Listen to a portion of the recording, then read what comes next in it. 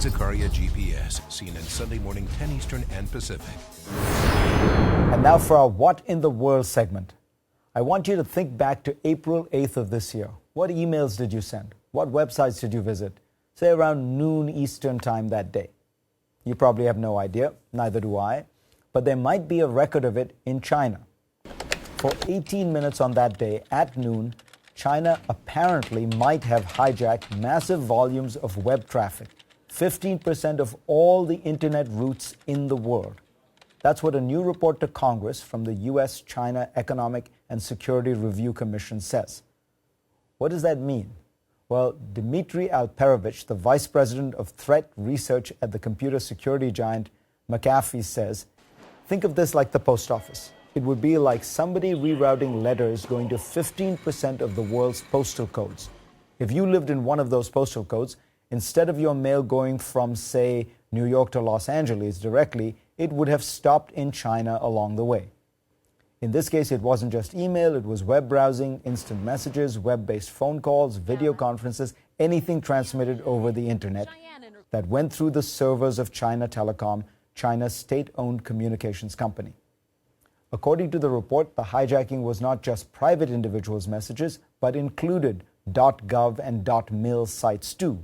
These are, of course, the U.S. government and U.S. military's domains.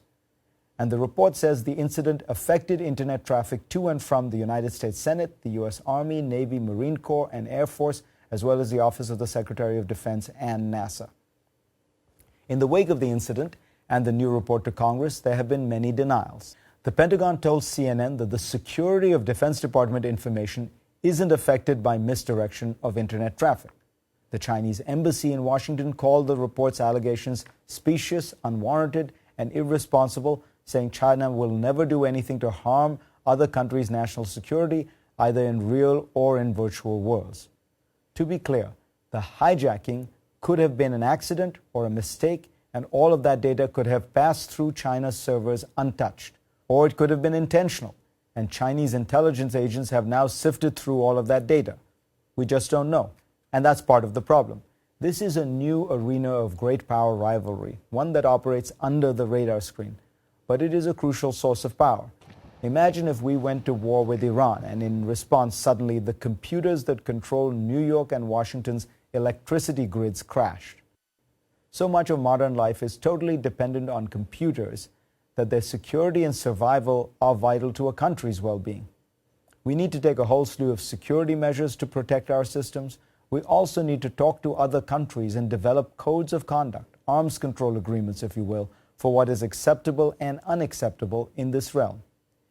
This is a murky world of cyber war, and it could get very messy and eventually have real-world explosions if we don't get careful. Meanwhile, you might just want to go back to your sent mail folder for April 8th and see what messages you did send.